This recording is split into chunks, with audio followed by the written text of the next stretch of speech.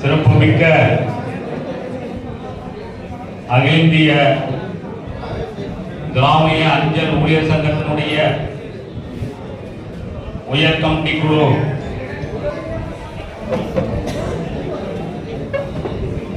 நமது அகில இந்திய தலைவர் வெங்கட்ராஜ் அண்ணார் அவர்களுடைய சீரிய தலைமையில் நடைபெற்று வருகின்றது. இந்த கூட்டத்தை சிறப்பாக ஏற்பாடு செய்து அனைவரும் வருகை தந்து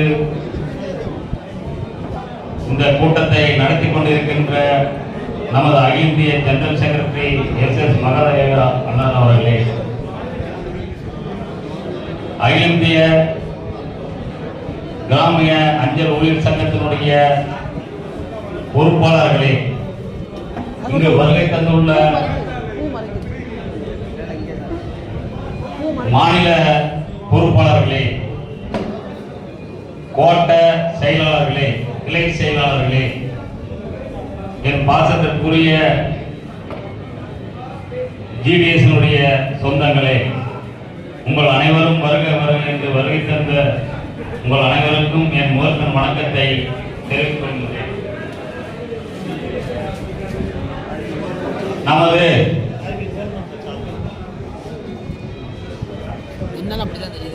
இந்த அஞ்சல் துறையில் ஒரு பரபரப்பான சூழ்நிலை. ஒரு பக்கம் நாம் ஆர்ப்பாட்டம் செய்திருக்கின்றோம், ஜேசியை அமைத்து ஆர்ப்பாட்டம் செய்து வருகிறோம். ஒரு பக்கம் கமிஷன், அது ஒரு பக்கம். இந்த பரபரப்பான சூழ்நிலையில் இன்று உயர்மட்ட குழுவுக்கு கூடியிருக்கின்றோம். இந்த உயர்மட்ட குழு தமிழ்நாட்டில் நடக்க வேண்டிய ஒரு கூட்டமாக இருந்திருக்கும். ஜெனரல் செக்ரட்டரி அவர்கள் என்னிடம், நீங்கள் இந்த சுப்ரீம் கமிட்டி மீட்டிங் நடத்த வேண்டும் என்று என்னிடம் சொன்னார். நான் உடனே நான் நடத்துகிறேன் என்று அவரிடம் தெரிவித்தேன். அதற்கு பிறகு இல்ல, கல்கட்டாவில் ஏற்பாடு செய்திருக்கிறது, அடுத்த ஏற்பாடு பண்ணிக்கலாம் என்று கூறிவிட்டார். இருந்தாலும் இங்கு சிறப்பாக நடைபெற்று வருகின்றது. மேலும்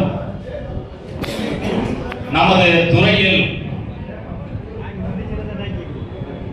எவ்வளவுதான் நாம் போராடினாலும் இன்று வரை ஜிடிஎஸ்கள் அடிமையாக தான் நினைத்துக் கொண்டிருக்கிறார்கள். அஞ்சல் துறையினுடைய அதிகாரிகள் சாதாரண ஒரு மேல்வசர் முதல்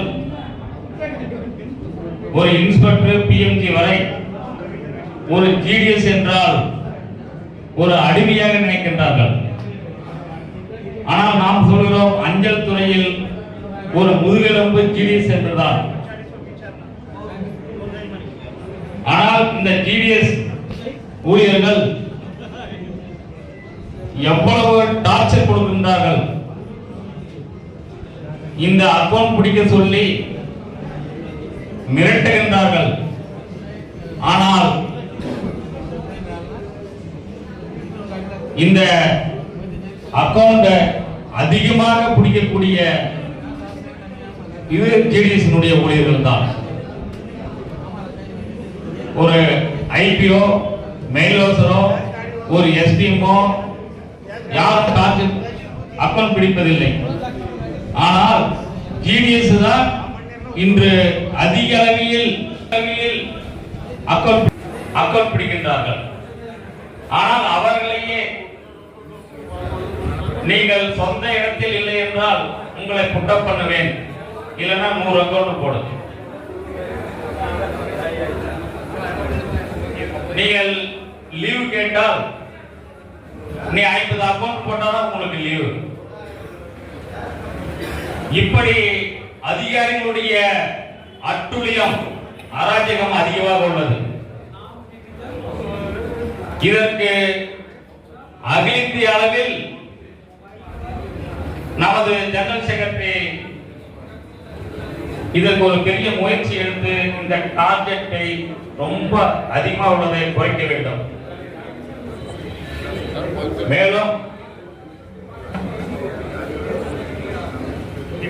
நல்லா ஓடுற மாதிரி ஒரு சில கோரிக்கைகளை மூஞ்சி நல்லா இருக்கு. இவர் மூஞ்சி நல்லா ட்ரைனிங் போனோம்னா டிஎபிள் போகுதுல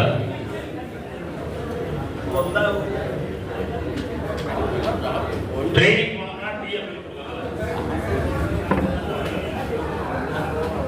ட்ரைனிங் போனா ட்ரைனிங்க்கு போனா லீவ் போடுறது டிஎபிள் கொடுக்கறதுல புதுசா ஜாயின் பண்ணா 15 நாள் ட்ரைனிங் போறாங்க. அந்த 15 நாள் ட்ரைனிங்க்கு ஒரு பைசா கூட கிடையாது, கிளைம் கிடையாது. கேட்டா ஃபண்ட் இல்லைன்றாங்க. அன்னைக்கு கோர்மத்தில் மீட்டிங் சிபிஎம் கேட்க வந்து மீட்டிங்ல கேட்கிறோம், ஃபண்ட் இல்ல, உங்க அகில செக்ரட்டரி கேட்டு டைரக்டர் கேளுன்றாங்க. அதே போல இந்த இருக்கிற சூழ்நிலையில நாம் பதவி சேரும்போது 275 ரூபாய் 275 பே பண்ணேன் 87ல. ஆனால் நம்ம தலைவரோட முயற்சியால் இன்று பதவி ஏற்பவர்கள் கூட 20,000 வாங்குறாங்க. அதற்கு காரணம் எம்பிபிஎஸ் அக்ரி முடிச்ச கூட 498 497 மார்க் உள்ளவர்கள் கூட இந்த அஞ்சல் துறை ஜிடிசி விரும்பி வருகிறார்கள். இன்னைக்கு அஞ்சல் துறை அந்த அளவுக்கு நம்மளுடைய ஜிடிசிக்கு அவ்வளவு மரியாதை இருக்குது வெளியில. ஏன் மரியாதை இருக்குது? 10 பைசா செலவில்லாத உள்ளாதெல்லாம் 2 இயர்ஸ் ஒர்க் பண்ணா வெளியே எக்ஸாம் எழுது. ஆனால் இங்க பார்த்து வந்து இருக்குதுல இன்னும் 5 இயர்ஸ் ஓய்வு பெறவங்க மட்டும்தான் இங்க வந்துங்கிறீங்க. எந்த இளைஞருமே கிடையாது. நாம பாடுபட்டது, நாம கஷ்டப்பட்டதெல்லாம் அந்த இளைஞர்களுக்கு தான் நம்ம செஞ்சிருக்கோம். மெட்டர்னிட்டி லீவு, போனஸ், எக்ஸாம் எழுதி உடனே அவன் வந்து பிஏ போலாம், போஸ்ட் அனுப்பலாம். ஆனால் நமக்கு கிடையாது. இன்றைய சூழ்நிலையில அவங்களோட நம்ம போட்டி போட முடியாது. ஏன்னா அவன் 498 மார்க் வாங்குறான். அவன் அக்ரி பிஇ முடிச்சிருக்காங்க, அக்ரி முடிச்சிருக்காங்க, எம்எஸ்சி முடிச்சிருக்காங்க, அவங்க எக்ஸாம் எழுத போலாம். ஆனால் நம்ம அவங்களோட போட்டி போட்டு எக்ஸாம்ல பாஸ் பண்ணி போக முடியல. இந்த சூழ்நிலையினால நம்ம ஜிடிஎஸ்க்கு 50%, அதாவது 15 வருஷம் சர்வீஸ் இருந்தால் 50% அந்த தேர்தலில் நமக்கு இடஒதுக்கீடு வாங்கி கொடுக்க வேண்டும். நாம் காலம்புறம் வேலை செஞ்சு வரோம். அவன் நேற்று வரான், எக்ஸாம் எழுதுறாங்க, பிஏ போறாங்க, போஸ்ட் பண்ணாங்க, எம்பிஎஸ் ஆகுறாங்க.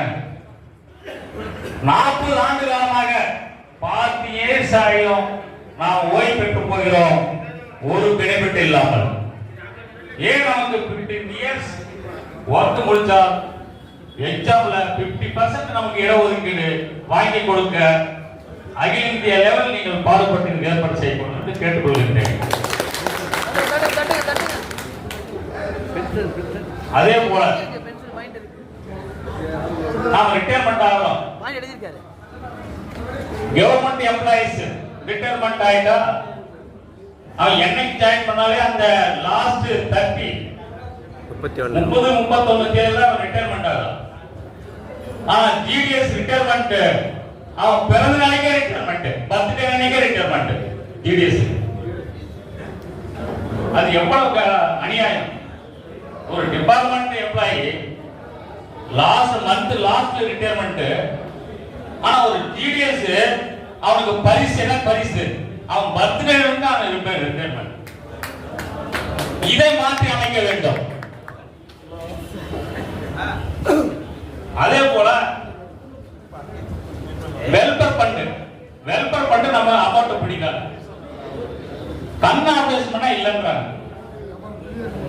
அந்த கண் ஆபரேஷன் பண்ணால் நமக்கு அதை கொடுக்கும் மாதிரி அதை ஏற்பாடு பண்ணுது. இப்ப இருக்க வேண்டியது என்னன்னா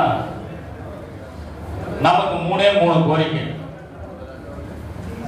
அரசு ஊழியராகணும் நம்ம பல நாளா போராடுறோம். எம்ப்ளாயிஸ் கவர்மெண்ட் எம்ப்ளாயிஸ் ஆகணும். கவர்மெண்ட் எம்ப்ளாயிஸ் ஆகலாம் கூட பரவாயில்ல. 8 hours நமக்கு வந்து ஒர்க் லோட் கொடுக்கணும். 8 hours இன்றைய சூழ்நிலையில் நாம எல்லாருமே ஒர்க் லோட் அதிகமா இருக்கு எல்லா பிரிவுகளுமே. ஆனால் அவங்க 5 hours 4 hours தான் கொடுக்குறாங்க. 8 hours கொடுத்தா அவங்க எம்ப்ளாயிஸ் ஆகணும்னு சொல்லிட்டு அதை அரசாங்கம் மறைக்குது. அதை நாம வந்து 8 hours பண்ணவே ஆட்டோமேட்டிக்கா நம்ம எம்ப்ளாயிஸ் ஆகிறோம். நமக்கு ஓய்வூதியம் கிடைக்கும்.